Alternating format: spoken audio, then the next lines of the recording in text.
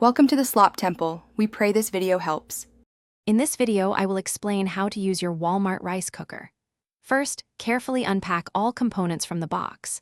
Before its initial use, thoroughly wash the inner pot and the lid with warm, soapy water, then rinse and dry them completely. Next, place your rice cooker on a stable, flat, and heat-resistant surface, ensuring it's away from any edges. Make sure the power cord is easily accessible for plugging in when you are ready to cook.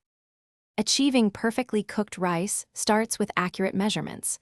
Always use the measuring cup that came with your rice cooker for consistency. A general guideline for white rice is 1 cup of rice to 1.5 cups of water.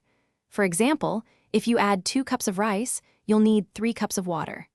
Carefully add your measured rice to the inner pot, followed by the precise amount of water. Once your rice and water are in the inner pot, place the pot securely into the main rice cooker unit. Ensure the lid is firmly closed to trap the steam, which is crucial for even cooking. Now, plug the power cord into a wall outlet.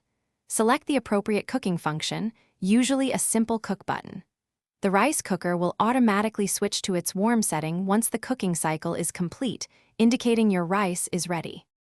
For the best texture, allow your cooked rice to rest on the warm setting for an additional 10 to 15 minutes after the cooking cycle finishes. This allows the steam to redistribute evenly.